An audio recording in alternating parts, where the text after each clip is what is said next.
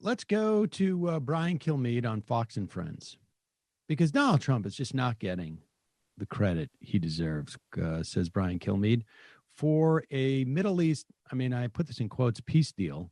The reason why I put the peace in quotes is because these countries were not at war. And they had basically normalized relations unofficially for years. Israel and the UAE and Israel and Bahrain. They got the green light from Saudi Arabia to make it more public. But this is not going to create any more peace. The Bahrainis and the UAE, they don't care about the Palestinians. They don't care about that conflict. I'm talking like broadly speaking in terms of their national interests. I think they're perfectly willing to allow for the status quo. And these relations were pre-existing. It's just now they're official. So it's not really a peace deal per se, but even still, Brian Kilmeade knows how much anticipation there has been around this.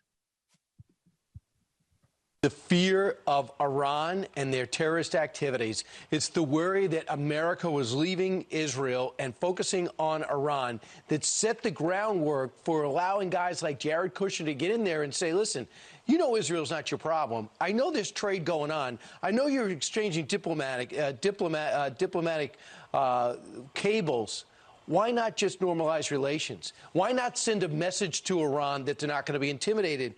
And now, instead of the Palestinians who never saw an opportunity they didn't want to walk away from, they now are left out in the cold because the other Arab nations were sick of the Palestinians walking away from every overture. So now you have a situation where Oman, Sudan, Morocco, and Saudi Arabia all bless this move, which makes people say on the inside that they are set to sign on. So this, instead of being Palestinians, Israelis, this is more now about Iran, Hezbollah, Hamas, and everybody else. And we'll see if the Palestinians come aboard. Right. So in other words, we have isolated the Palestinians. I don't think we're going to see Morocco and this and that, but the idea that people were anticipating this and this a peace deal, it's being so overstated. And all we're doing is bringing ourselves closer to the brink of war with Iran. Right. We had really made some inroads there. If we wanted to diffuse the situation in the Middle East, developing relations with Iran was the way to do it. That has been flushed down the toilet. And I'll tell you something, I'm worried about, what Donald Trump will do in the next 6 weeks in terms of Iran as a way of trying to establish something. They're going to pull everything out of the kitchen sink, and that's in the kitchen sink, right? I mean, bombing Iran or doing something like that, that's in the kitchen sink without a doubt. It's a little bit scary. Yeah. Well, we know that Trump is kind of a coward, so that's good.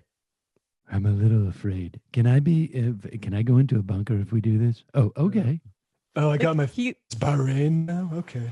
He likes to send the tweets he wants to send the tweets from a bunker. He doesn't actually want to do wars. And that might be one of his few redeeming qualities. I hope so. I'm terrified. I think we'll see. I gotta know. I'm terrified, but I also don't want to go to jail. So I'm weighing those things.